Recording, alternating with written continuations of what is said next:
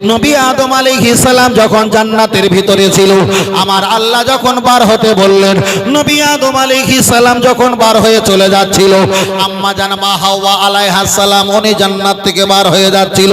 পুরুষদের চাইতে মেয়েদের একটু জাঁজ বেশি, একটু রাগ বেশি, একটু জেদ বেশি হয়।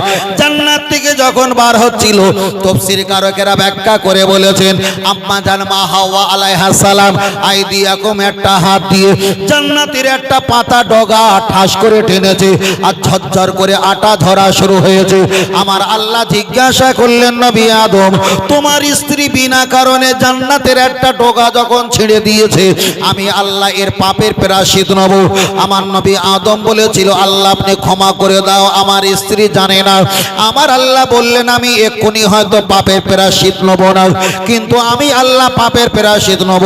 তাফসীর কারকেরা ব্যাখ্যা করে বলেছে, নবী আদম আলাইহিস সালামের স্ত্রী মা হাওয়া আলাইহাস সালাম বিনা কারণে জান্নাতের একটা ডাল ছিঁড়ে যেমন আটা ঝরিয়েছিল, আমার আল্লাহ বিনা কারণে ওদেরকে মাসে মাসে রক্ত ঝরায়। তাহলে একদিকে মাসে মাসে রক্ত ঝরানো, ওটা একদিকে গজব বলা যায়, আবার একটা আল্লাহ নিয়ামত বলা যায়।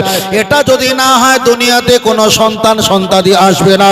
আমি আপনাকে বলতে চেয়েছি, রমজান মাসে যদি মায়েদের এমন যদি হয়, আপনি রোজা রাখতে পারবেন না, কোরআন পড়তে পারবেন না, আপনি নামাজ পড়তে পারবেন না, তবে কোরআন যদি মুখস্থ থাকে আপনি হাত দিতে পারবেন না। কোরআন মুখস্থ আপনি পড়তে পারেন, তবে নামাজ পড়তে পারবেন না, কোরআনে হাত দিতে পারবেন না, আপনি কোরআন পড়তে পারবেন না, রোজা রাখতে পারবেন না।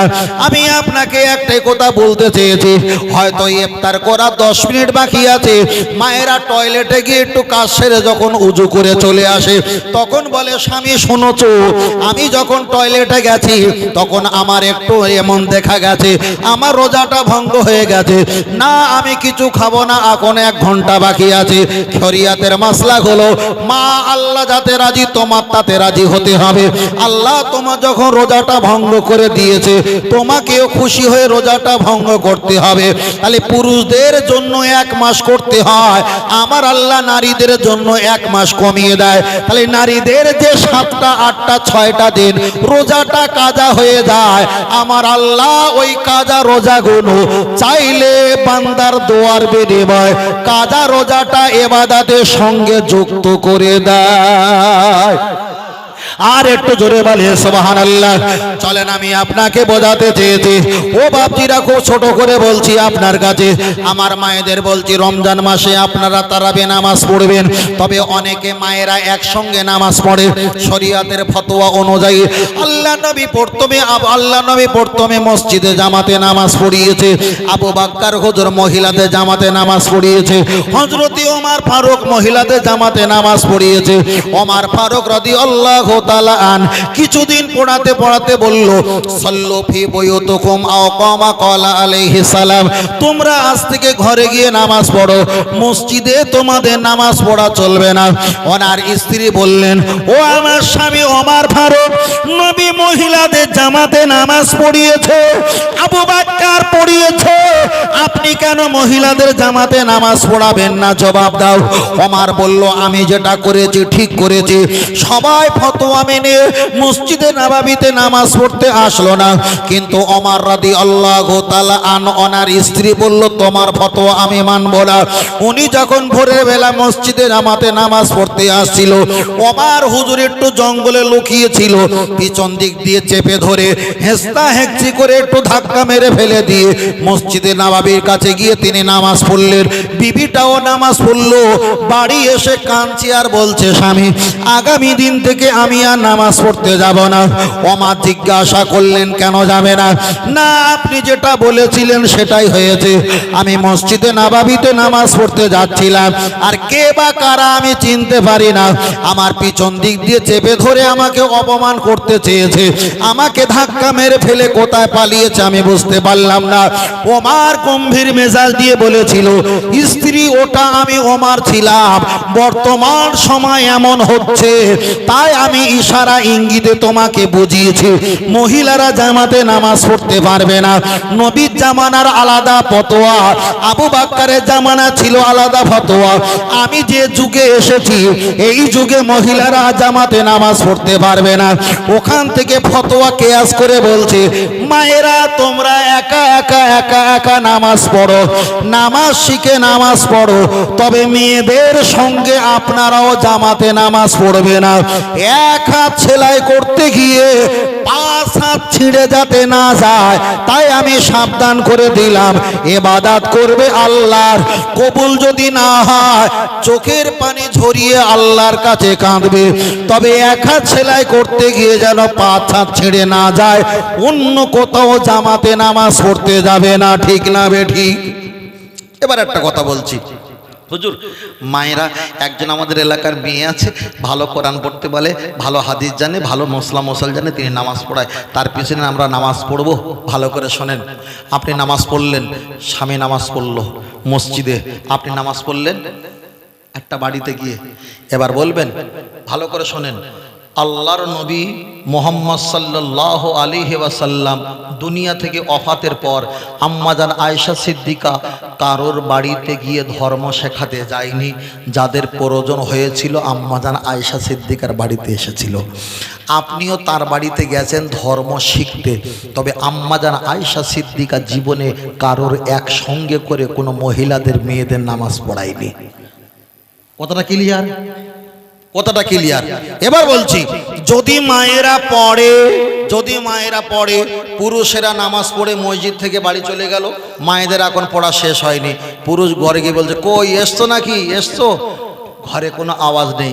তারাবি নামাজ পড়া হলো সুন্নাতে মুআক্কেদা। কে বলেছে সুন্নাত? যাই হোক, এখন খুব একটা গুরুত্ব না, আমি ফতোয়া দিলে দিতে পারি, তবু দিচ্ছি না। আমি সাপোজ তারাবি যদি কেউ নাও পড়ে, রোজার কোনো চুল পরিমাণ সমস্যা হবে না। আচ্ছা বলে স্বামীর খেদমত করা ফরজ না সুন্নাত? সুন্নাত।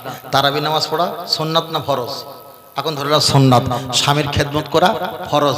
আল্লাহ নবী বলেছে একটা মহিলা জান্নাতে যেতে গেলে আল মারআতু সাল্লাত খামসাহা, যেন 5 ওয়াক্ত নামাজ পড়ে, অসামাত শাহরাহা, যেন 30টা 12টা মাসের ভিতরে একটা মাস রোজা রাখে, অতাআত বাআলাহা, যেন স্বামীকে খেদমত করে, ফাতাদখুলু মিন আইয়ু আবু আবিল জান্নাতি শাআত, 2 ঠোঁটের মাঝখানে 2 পাছার মাঝখানে ইজ্জত আর জবান করে ঠিক রাখে, 8টা জান্নাত দেখানো হবে, ইচ্ছা অনুযায়ী যে কোনো দয়ার জান্নাতে চলে যাবে। বলুন সুবহানাল্লাহ। খালি নারীদের জান্নাতে যাওয়ার জন্য সহজ কাজ কি? 5 ওয়াক্ত নামাজ পড়ুক। তারাবির কথা আসেনি, 5 ওয়াক্ত নামাজ পড়ুক। হজের কথা আসেনি, রোজার কথা এসছে। 5 ওয়াক্ত নামাজ পড়ুক, আর একটা মাস রোজা রাখুক, স্বামীর খেদমত করুক, ইজ্জত আর জবানকে ঠিক রাখুক, 8টা জান্নাত দেখানো হবে। চয়েস করে যে কোনো জান্নাত আপনি নিতে পারেন। কিন্তু মায়েরা যদি জোর করে পায়খানা করতে করতে যদি মূলো খায়, এটা 1 আনা ভুল, আর যদি মূলো লাগিয়ে খায় এটা ক আনা ভুল? 10 আনা ভুল। তাই বলতে চেয়েছি, নামাজ পড়তে পারেন না এটা 1 আনা ভুল, আর আপনি যদি লাগিয়ে খান দলে ঢুকে, তাহলে হয়তো 10 আনা ভুল হবে। নামাজ শিখতে হবে। সই করতে পারেন না, শিখেছেন, অন্য কাউকে চেনেন না, আত্মীয় চেনা হয়েছে, বাস স্ট্যান্ড মার্কেট শহর চেনেন না, চিনেছেন, 2 বছর 1 বছর 6 মাস আপনি শেখেন। আপনার ইবাদত আপনার নিজে করতে হবে, আপনার কান্না আপনার নিজে কাঁদতে হবে। তবে 4 রাকাত ফরজের নামাজ ইমাম পড়িয়ে দেবে, বাদ বাকি আমাদের একা একা পড়তে হবে। ঠিক না বে ঠিক? মাদেরকে বলছি, মা আপনাদেরকে নামাজ পড়তে হবে, তবে আমাদের চাইতে মায়েদেরকে আল্লাহ অনেক ক্ষমা করবে, অনেক ক্ষমা করবে। ছোট্ট একটা হাদিস বলি, হাদিস শরীফে এসেছে, যদি কোনো মায়ের গর্ভে যদি কোনো বাচ্চা থাকে, প্রেগনেন্ট অবস্থা যদি সন্তান বাচ্চা থাকে, ওই বাচ্চাটা রাতের বেলা থাকলো, মা ঘুমালো সারাদিন কাজকর্ম করে, বাচ্চা রাতের বেলা একটু গোলপাক খায় না, ঠেলাঠেলি করে না, লাতি মারে, গুতুগুতি করে, ঠেলাঠেলি করে। রসুল বলেছেন ওই বাচ্চার অত্যাচারে মায়ের ঘুম ভেঙে যাবে, সারা রাত আসমানের দিকে, সারা রাত ঘরের চালের দিকে তাকিয়ে থাকবে, ঘুম আসবে না, কষ্ট পাবে। একটা মানুষ হজ করলে 4 লক্ষ টাকা খরচা করে হজ করলে যে হজ কবুল হয়, সারা রাত কষ্ট করার বিনিময়ে ওই কবুল হজের সওয়াব আল্লাহ ওই মাকে দান করে দেয়। জোরে বলে। তাহলে মায়েদের প্রতি বিশাল খুশি না? বিশাল খুশি তো। টায়ার বাইরে থাকে না টিউব বাইরে থাকে? টায়ার থাকে বাইরে আর টিউ থাকে ভিতরে। এবার মায়েরা যদি বলে না আমরা একটু টায়ারের মতন হব আর তোমরা টিউ হও, তাহলে নরম জিনিস সবাই ধরে লিক করে দেবে। কথা বোঝেন না? তাই আমি একটা কথা বলছি বাবা, আপনাকে থাকতে হবে। রাসূল বলেছেন নারীর পর্দা হপ্তাইতে ফরজ, আর দুনিয়া কুল্লুহা মাতাউন খায়রুম মাতাইতুনা ইমরাতুন সালিহা। সব চাইতে শ্রেষ্ঠ খাদ্য যদি পৃথিবীতে থাকে সেটা হলো ইমরাতুন সালিহা, একটা হলো নারী জাত। জোরে বলে সুবহানাল্লাহ। আর এটা জোরে হবে না? ভাইজান আসছো তো? ভাইজান আসছো তো? নিয়ে এসো, আমি গজল পড়ি, নিয়ে চলে এসো, দেরি করো না। নাই একটু 15 মিনিট হয়ে গেছে, সেখানে আর বেড়ে যাবে। তোরা বেশি করে দুয়ে নিস নি। দেখো আপনাদের এলাকায় মাড়বাড়িয়া 5-6 বার এসছি এর আগে। আর তোমরা যদি বড় বালতি নিয়ে আমি গায়ে হিসাবে বাঁপ দিয়ে ধর ধুয়ে নাও, তাহলে আগামী দিনে বাটিকে আর দুধ থাকবে? আর দুধ থাকবে? তাহলে সেই গজলটা আর একবার বলি, মায়েদের অনুমতিতে বলি। হ্যাঁ হ্যাঁ, তাহলে ফুল দাও, ওটো ফুল দাও, ফুল দাও, কেটে দাও, ফুল দাও, এই ওখান থেকে ফুল দাও, ওই নিচ থেকে একটা ফুল দাও। আমার ওই বড় ফুল যেটা বাঁধা আছে, হ্যাঁ হ্যাঁ ওটা খোলা যাবে। দেখ মাশাল্লাহ, সাদা দাও, সাদা, এই দেখেন সাদা, সাদা দাও, বাহ বাহ বাহ। লাল দাও, লাল নেই, এই একটা সাদা ফেনা দেন, ওইটা লাল করে নেবো, ওইটা লাল করে। হ্যাঁ আবার কি, সুপারির দাম বেশি, খাজুরাটিতে পান খাবো কি? হ্যাঁ আয়, সবুজ নে, সবুজ, ওই পাতাটা দাও, পাতা। হ্যাঁ ওই তো, মায়েরা গজল বলতে বলেছে, না বললি হয়? একদম অবস্থা খারাপ করে দেবে। পৃথিবীতে যত বড় পীর হওয়ার হুজুর হও, সব হুজুর ওখানে শেষ। কথা বুঝতে পেরেছেন? তবে আর মায়েরা ভালো, বিরাট ভালো, বিরাট ভালো না? বিরাট ভালো, আল্লাহ কবুল করেন, বলুন আমিন। আচ্ছা বলো ইয়া রাসূলুল্লাহ ইয়া হাবিবাল্লাহ। আরে রিকোয়েস্টে আর একবার বলছি তো, তাও জোরে বলো। বলো ইয়া রাসূলুল্লাহ, জোরে বলো ইয়া রাসূলুল্লাহ।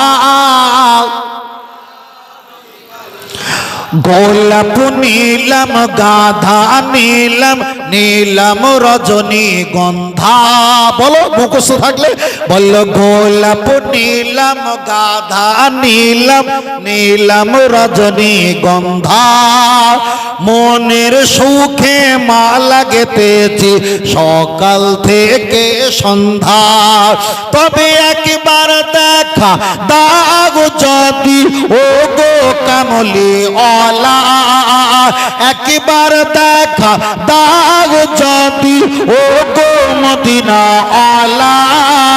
হাসি মুখে পাঠাবো তোমায় হাজার কি আমের নজরানা। বলো বলো ইয়া রাসূলুল্লাহ, আওয়াজ তোলো, বলো ইয়া রাসূলুল্লাহ। সবুজ রঙকে পছন্দকারী তুমি রঙটি কোথায় পেলে? জান্নাতি হুরে নারীর পোশাক সবুজ থাকবে বলে। সুবহানাল্লাহ। আর এটা জোরে বলেন, আর এটা জোরে বলেন। লাল ফুলকে পছন্দকারী তুমি রঙটি কোথায় পেলে? ওহদ ময়দানে নবীজি রক্ত লাল ছিল বলে। তাই সবুজ লালের দোকান থেকে তুলে গেঁথেছি মালা। সুযোগ পেলে পাঠাবো তোমায় হাজার কি আমের নজরানা।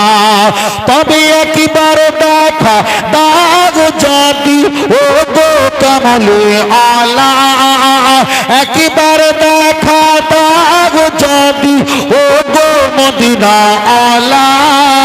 হাসি মুখে পাঠাবো তোমায় হাজার কি আমের নজরানা। বলো বলো ইয়া রাসূলুল্লাহ। বাহ, আরো জোরে ইয়া রাসূলুল্লাহ।